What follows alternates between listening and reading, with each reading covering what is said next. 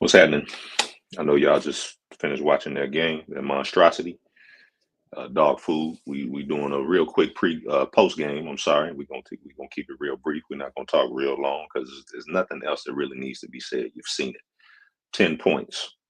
I had to go back and look up the scoring offensive rankings for Stefanski since he's been the head coach, and the highest they've been is 10 under his tutelage. That was last year with the 4 or 5 different quarterbacks. Other than that, it's been, I think, 14th, and then it's been bottom half or bottom third. You've seen the ceiling with Kevin Stefanski, and you've seen a lot of scapegoats come and go. Baker Mayfield being a scapegoat, Alex Van Pelt being a scapegoat, Deshaun Watson being a scapegoat, having 4 or 5 different quarterbacks, that being the scapegoat, Joe Woods, his defense being a scapegoat. It's been a lot of people that have gotten the guillotine um, and left him unscathed. At what are they now? 2-7. You got to really start looking at not just a coaching change. You need to start looking at a coaching upgrade. I want to say that they are still last in third down conversion percentage. Let's see if we can find them stats real quick. But if you're new to the channel, we've talked about Kevin Stefanski's below average success compared to his contemporaries. And yes, the Browns are still dead last in third down conversion percentage, and that's at 27.7% on third downs. They've had 112 third down attempts, just 31 conversions. Their third down attempts, just in total number, is actually ranked 4th in the league. Only the Jets, the Giants, and the Texans have more third down attempts. And all of those teams are at least 34% and above. The Browns are actually the only team in the NFL that are below 30% in third down conversion percentage. Do we have what they went on third down today? I don't know if we have that. But it really doesn't matter, because what you're seeing, you're just seeing a team that's poorly coached. I don't think that the talent isn't there. I just think that they're poorly coached, and it starts at the top. Let's see, third down. They went 6 of 17 on third downs. Let's do a quick calculation on that. I'm not no math whiz. Let's see, 6 divided by 17. That's about 35%. So higher than their season average, but still less than where you want to be. Total yards, less than 300 yards. Just wasn't a good game. Now, I will say, in fairness, that the Chargers, they have a top 5 or top 10 overall defense, and they're top 10 in the pass and the run. So it's not like they went against a below average or average team defensively. That's not the case. They went against one of the top defenses in the league. And last week was a little bit of fool's gold, because the Ravens are 32nd, at least going into after last week, they were 32nd in the league in passing. So the reason Jameis Winston and the offense look better is because they're not that good against the pass this season. So you got to keep that in mind. But today they went up against a real defense and they struggled. Couldn't really get the run game going, but based on the stats, it looked like they tried to stick with the run.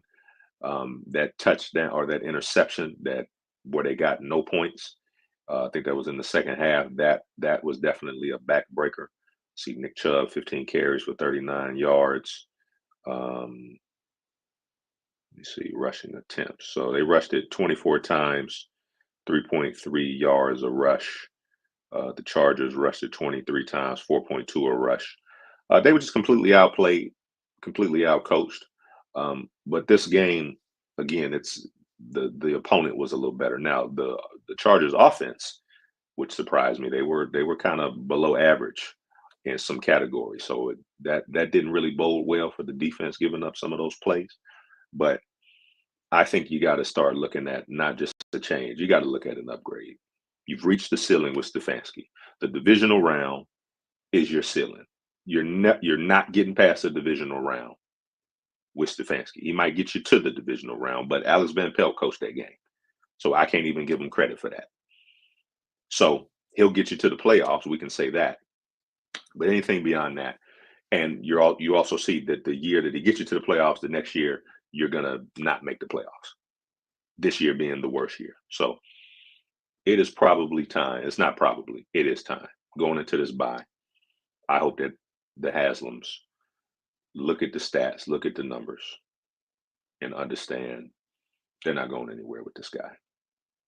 He's average. He's below average. If you look at him compared to everybody else in the AFC North, Zach Taylor, Jim Harbaugh, and Mike Tomlin, he's third or last compared to them in terms of offense, offensive production, third down percentage, wins, scoring 20 points, win when you're scoring less than 20 points.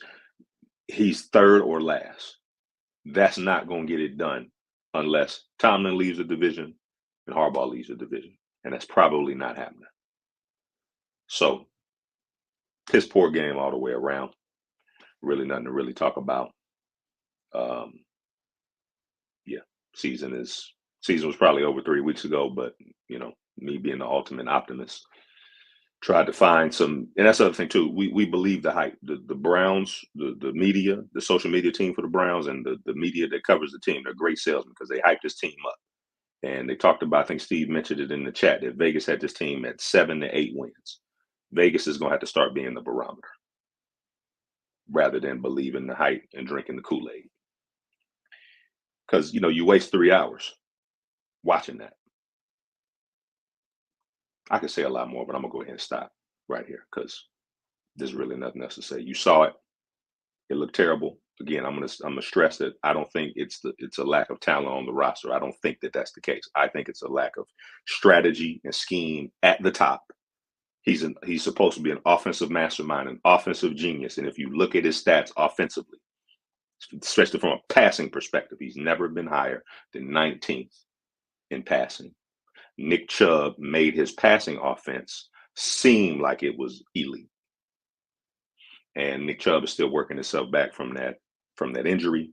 So you really don't have Nick Chubb there to bail him out with great runs, a great power run game. So I'm sure you're going to hear a lot from the Fanatical Elves all this week on this game and the state of the team and all of that. So this is just the first round of it. So that'll do it for this edition of Dog Food Radio. If you stuck with me to the end, really appreciate that. Shout out to everybody on the Fanatical Elves Fans First Network. And we'll catch y'all on the next one.